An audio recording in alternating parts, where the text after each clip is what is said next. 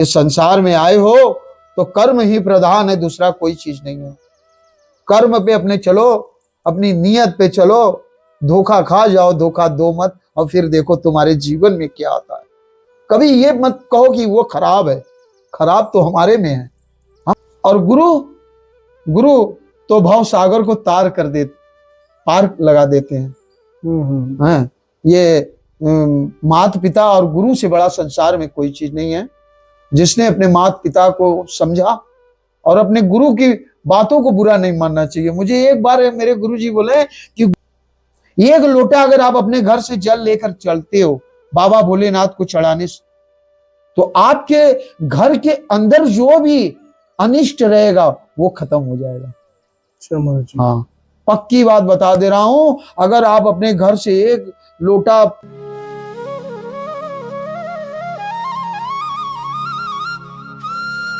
राधे राधे आप सभी भक्तों को, और आप सभी का स्वागत है संत यात्रा में। और आज आपको एक और महाराज जी के दर्शन, एक संत महाराज जी के दर्शन जो बिल्कुल एकांत स्थान पे यहाँ विराजते हैं। और महाराज जी वैसे काशी से हैं और काफ़ी समय से हमारे ब्रजधाम में रह रहे हैं। बड़ी दुर्लभ मूर्ति, दुर्लभ संत, और बड़ा सुंदर और बड़ा जो आपके हृदय को गदगद कर देगा ऐसा सत्संग महाराज जी के श्रीमुख से आज आपको सुनने को मिलेगा। आप वीडियो को बिल्कुल स्किप ना करें। और जो भी माता बहनें, भाई बंधु संतों की सेवा में निमित्त बने हुए हैं उनको भी बहुत बहुत प्रणाम। आप ऐसे ही संतों की सेवा में निमित्त बनते रहें, जिससे आप सबकी सेवा संतों के श्री चरणों में पहुंचती रहे संत यात्रा के माध्यम से। राधे राधे। आइए महाराज जी की तरफ। राधे राधे। जय श्री राधे, जय श्री राधे, जय श्री राम। ओम नमो नारायण। महाराज जी, महाराज जी के दर्शन आज काफी समय बाद हो रहे हैं। आज थोड़ा समय, सही बात है, बहुत दिन बाद हो रहे हैं। हाँ, महाराज जी संतों के दर्शन, जब श्री जी कृपा होती है तभी संतों के दर्शन हो पाते हैं। सही बात। मारोली खेला आपने? खूब आनंद, अभी रंग छूटा ही नहीं है, देखो लगा हुआ है हाथों में। राधा रानी की कृपा है। और ब्रिज में तो साल भर होली चलती है। बिल्कुल, ऐसा बताते हैं लोग ब्रिजवासी कि साल भर होली चलती है हमारे राधा रानी। बस प्रभु। तो महाराज जी आज थोड़ा सा हमारे भक्तों को अनुग्रहित करें, कैसे भक्ति करें, कैसे प्रभु की कृपा प्राप्त होगी। प्रभु की कृपा, प्रभु को प्राप्त करने के लिए तो भजन ही है।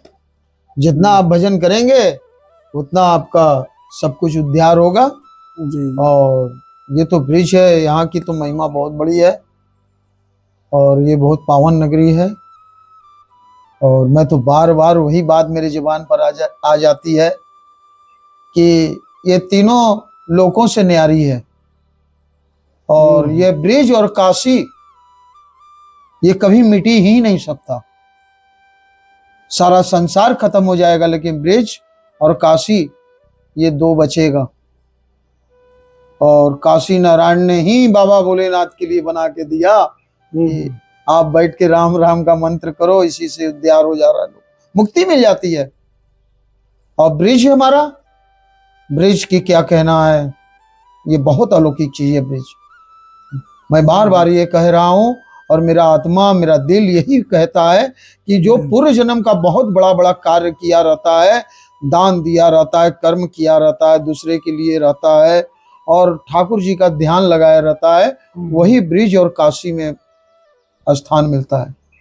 और जो काशी में जिसको स्थान मिलता है बाबा भोलेनाथ के दरबार में, माता पार्वती के, उसको ब्रिज का पुण्य बहुत मिलता है। बिल्कुल। हाँ, ये दोनों एक ही मूर्त हैं, बाबा भोलेनाथ विष्णु भगवान। और जो काशी में है उसको ब्रिज का आनंद मिलता है और जो ब्रिज का है उसको बाबा भोलेनाथ का आनंद मिलता है। जय हो। और हम इस ब्रिज में तो बहुत बड़े बड़े महान लोग, महारथी लोग, महामुनि लोग बैठे हुए हैं। हम क्या हैं? हम तो कुछ भी नहीं है। और हम यहाँ की तो महिमा ही अलग है। ये बहुत अलौकिक चीज है। आज राधा रानी के महल में देखो जाता है लोग, और महल में जब अंदर जाता है तो बाहर की बात भूल जाता है। केयर करिएगा हमारी कि मैं क्या बोल रहा हूँ।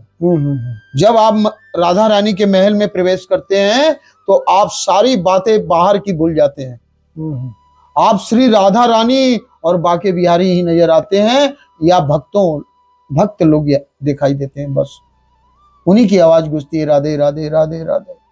और हम क्या बताएं, हम तो पूर्व जन्म का हम ही नहीं, जो जो पूर्व जन्म का कर्म अच्छा करता है और जो बाबा भोलेनाथ से जुड़ा रहता है, उसको बरसाने और वृंदावन का दर्शन मिलता है, पक्की बात बताते हैं।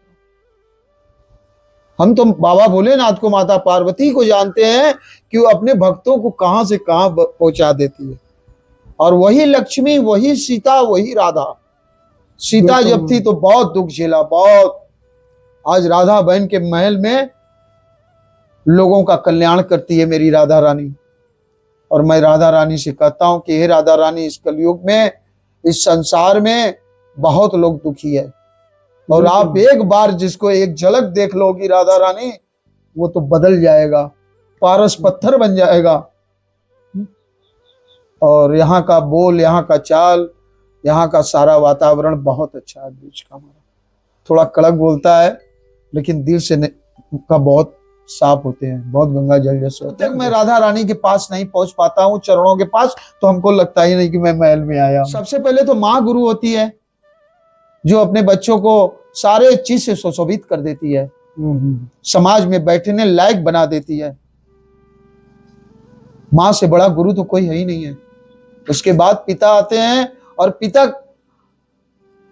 माँ के बराबर बात क्यों आते हैं, इसलिए कि पिता व्यवस्थापक होते हैं, कमाया धमाया और माँ को दिया।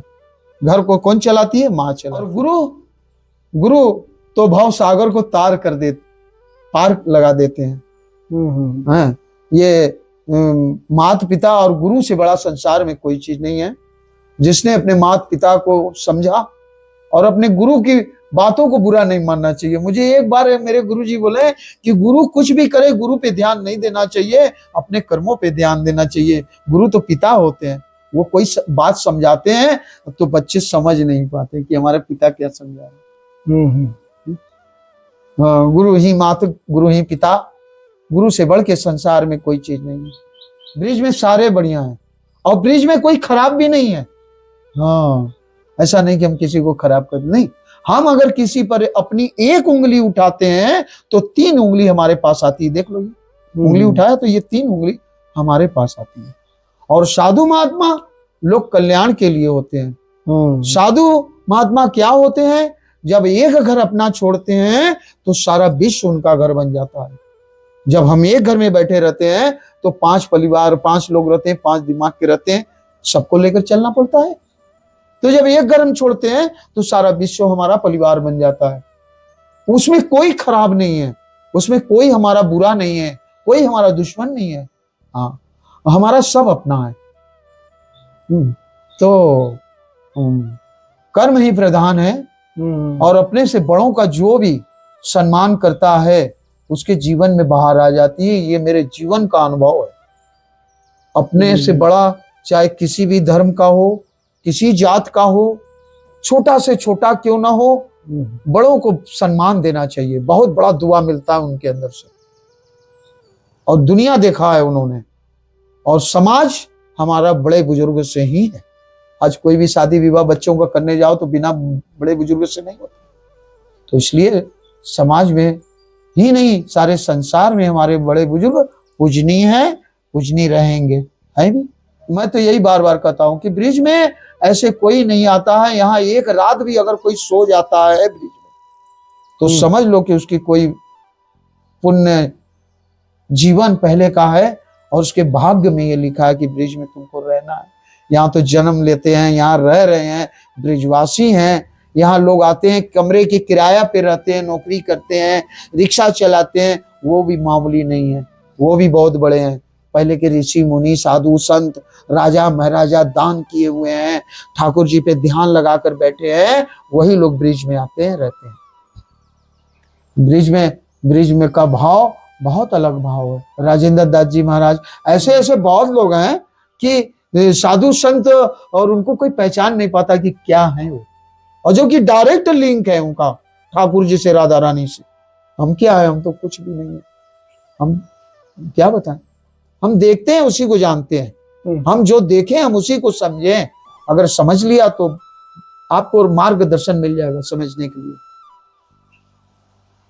और मेरे विवेक जी, आपको क्या मैं बताऊं, तुम तो बहुत अच्छे हो, तुम्हारे अंदर बहुत अच्छा गुण है, ब्रह्म देवता हो आप ब्रिजवासी हो कि हम लोग जैसे साधु संत के पास आते हो आप, है? आपका भाव एकदम अलग है विवेक। बस अपने कर्मों पे ध्यान दीजिए और अपने से बड़ों का इज्जत करिए। और ब्रिजवासियों के लिए तो मैं एक चीज जरूर कहूंगा कि आप कहीं भी रहो, राधा रानी को जरूर याद, और बाबा भोलेनाथ पे जल चढ़ाओ। विषर्भ राशि का इष्ट देव लक्ष्मी जी हैं। हाँ, अब लक्ष्मी कौन है? वही सीता, वही राधा है। तो विषर्भ राशि वाले का इष्ट देव लक्ष्मी जी हैं, वो राधा रानी, उनको जितना जाएंगे उतना अच्छा है। और बाबा भोलेनाथ को जल चढ़ाना चाहिए। एक लोटा अगर आप अपने घर से जल लेकर चलते हो बाबा भोलेनाथ को चढ़ाने से, तो आपके घर के अंदर जो भी अनिष्ट रहेगा वो खत्म हो जाएगा। हाँ, पक्की बात बता दे रहा हूं। अगर आप अपने घर से एक लोटा तांबे के जल में, पात्र में जल लेकर जाओ, शिवलिंग पे बाबा को चढ़ा दो, अर्पण कर दो, और एक बेल पत्र 100 कन्यादान का फल होता है। एक बेल पत्र में हमारी माता पार्वती बाबा भोलेनाथ को पाने के लिए बेलपत्र का भोजन बनाया है, प्रसाद बना के पाया है, हजारों वर्ष। हाँ, अन्न त्याग दिया था माता पार्वती ने, तो बेलपत्र को वो भोजन प्रसाद बना के पाती थी। जल भी छोड़ दिया, यहां तक कि हवा भी को भी जो सांस लेती थी मेरी माता पार्वती, वो भी छोड़ दी। तो ऐसे ऐसे करके आज वो बाबा भोलेनाथ के शरण में है? और बहुत तपस्या की बाबा भोलेनाथ को पाने के लिए। और जो माता पार्वती को पूछता है, अगर किसी को पैसे की कमी हो, बहुत आदमी परेशान हो, उसका पैसा कमाता है बचता नहीं है, और कमाई हो नहीं पाती है, पैसे की तंगत है, तो वो माता पार्वती के पास एक गुड़हल का रोज फूल स्नान करके उनके चरणों में रख दे, आपको पैसे की दिक्कत नहीं होगा। और वही माता पार्वती को 400-500 रुपया रख दो उन्हीं के पास। जैसे आप माँ के पास जाते हो, कहते हो कि पैसा चाहिए तो माँ देती है, आप लेते हो माँ से, सेम टू सेम वही भाव रख के माता पार्वती को पैसा रख दो, जो भी रखना है, और आपको जो भी जरूरत है वहीं से पैसा उठाओ और उसको प्रणाम करो, पैसा उठाओ, काम करो, फिर यहाँ के लिया करो। ऐसा भाव बना लो, देखो आपको पैसे की कमी नहीं होगी। एक गुड़हल का फूल रोज लाल वाला जो होता है, जो नवरात्र में चढ़ता है गुड़हल लाल फूल, वो माता रानी को चरण में रखने से पैसे की दिक्कत नहीं होती है।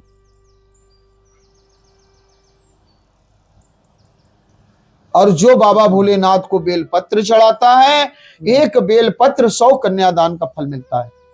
अब बताओ, और कनी कितना हम चढ़ा देंगे? हमें तो ये भी समझ में आता है कि बेलपत्र और अधिक चढ़ाने से यज्ञ का भी फल मिल जाता है, बहुत यज्ञ का, 1-2 यज्ञ का नहीं। ये बेलपत्र में इतनी, आज जहां देखते हैं बाबा भोलेनाथ का मंदिर रहता है और बेलपत्र का वृक्ष नहीं रहता है, हमको बड़ा दुखी होते हैं। हम तो यही सोचते हैं कि बाबा भोलेनाथ के पास तो वृक्ष होना चाहिए। हम यहाँ भी रहे हैं, यहाँ पर भी लगाए, सूख गया फिर लगाएंगे।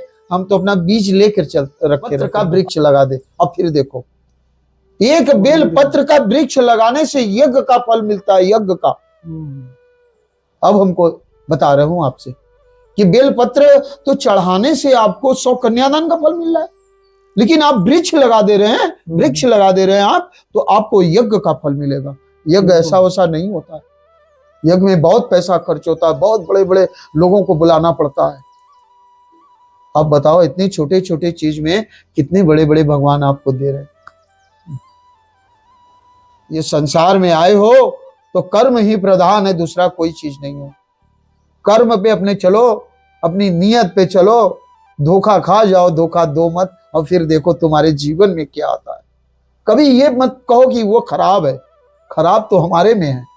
हम अपने में देखेंगे अच्छाई तो अच्छाई नजर आएगा, अब बुराई देखेंगे तो बुराई नजर आएगा, और बुराई को तो देखना ही नहीं। आप बस ध्यान लगाइए ठाकुर जी को, राधा रानी का मंत्र जाप करिए और अच्छा अच्छा कार्य करिए, लोक कल्याण करिए, छोटा को बड़ा बनाइए, छोटा को बड़ा समझिए। ये संसार में कोई छोटा नहीं है। यहाँ तो ठाकुर जी की बड़ी भाव है हमारे। हमें तो बड़ी आनंद आता है कि हमारे ठाकुर जी कभी 56 भोग का भोग प्रसाद नहीं पाते हमारे ठाकुर जी। पक्की बात बता दे रहा हूं, भोग चढ़ता है जरूर, प्रसाद बन के लगता है जरूर ठाकुर जी को, लेकिन वो 56 भोग नहीं पाते हैं। वो तो आप में हमारे में जो प्रेम रहता है उसी को पा लेते हैं।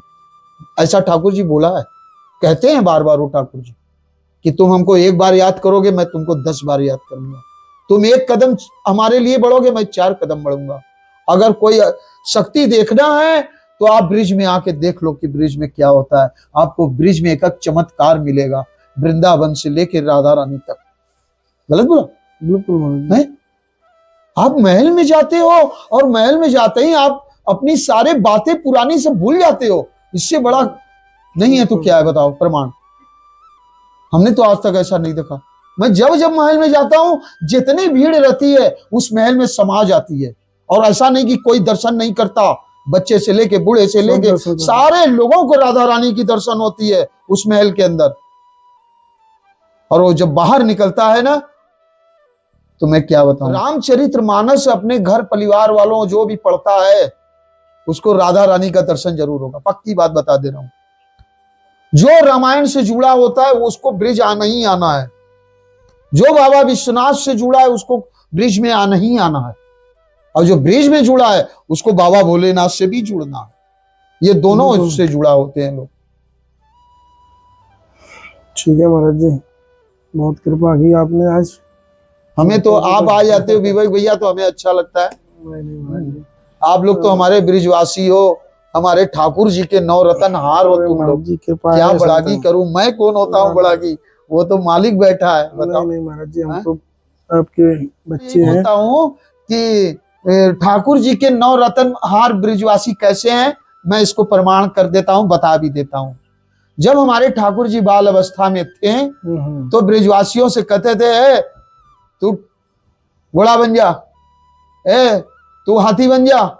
लेकिन जब ठाकुर जी का नंबर आता था तो ब्रिजवासी कहता था, कान्हा अब तू भी घोड़ा बन, अब मेरो नंबर आयो है। ठाकुर जी कहते हाँ मेरो नंबर आयो है।